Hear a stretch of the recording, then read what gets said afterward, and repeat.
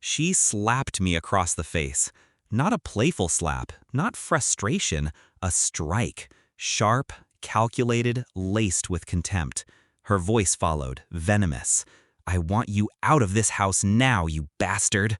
The words lingered in the air, echoing louder than the sting on my cheek. My house, my parents' house, the place built brick by brick with their sweat, their prayers. And she wanted it, not for us, not for our children, no, for her sister, fresh out of college, eyes already greedy with entitlement. I didn't shout, I didn't fight, I simply said, "Okay." The silence that followed was heavier than any argument. There was a time I thought she loved me. I still remember our early mornings, her smile over coffee, her hand brushing mine as though it belonged there. I trusted her, defended her even when my parents raised quiet doubts. Love makes you blind, but betrayal? Betrayal wakes you with a clarity so sharp it cuts. It started small, a look exchanged between her and her sister, a text she hid the moment I walked in. I brushed it aside.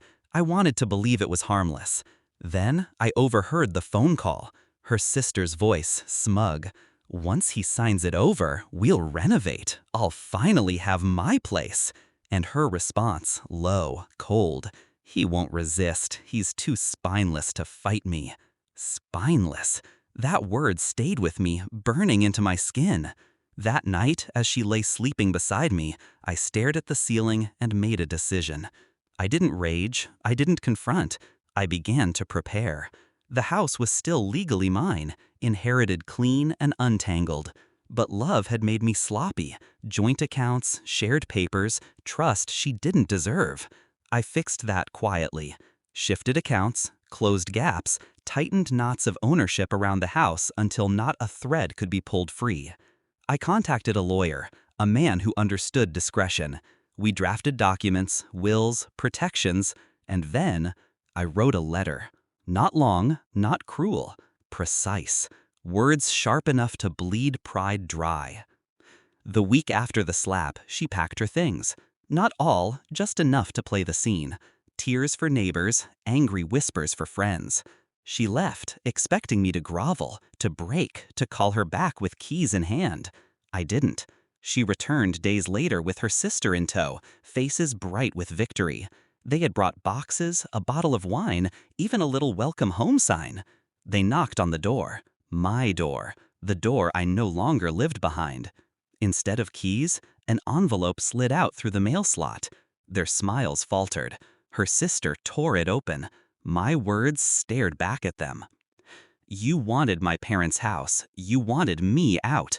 Consider your wish granted. I moved out, but not for you. This house will never be yours. The deed is locked, untouchable, and tied to a trust you can't even breathe near. While you dreamed of taking my bloodlines home, I prepared. While you plotted, I listened. While you slapped, I signed. You will never own what you tried to steal. Enjoy standing outside doors that will never open to you."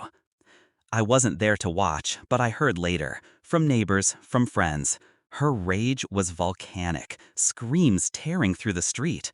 Her sister in tears, clutching her wine bottle like a joke turned cruel. They tried the handle, locked. Tried the windows, sealed. Tried the law, failed. And me? I was already gone. Apartment rented, new locks, new peace. Watching the chaos from a distance, calm as still water. She called, over and over, messages swinging between apologies and fury. "You ruined us, you coward, come back, please." I didn't answer. Weeks later, she caught me in public, a grocery store. She stormed up, eyes bloodshot, voice low but trembling. "You think this is over? You embarrassed me." I looked at her for a long moment. Once, that face had been my whole world. Now it was just noise. "It was over the second you raised your hand," I said. "The second you forgot whose house this was." Her mouth opened, but no words came. For the first time, she looked small. I still drive by sometimes.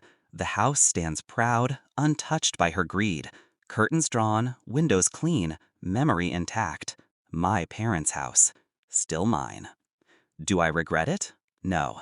I regret only the years I wasted believing her love was real. But justice has a sound. It's not a gavel, not a gunshot. It's the silence of someone locked out of the life they thought they could steal. And that silence is the sweetest sound I've ever heard.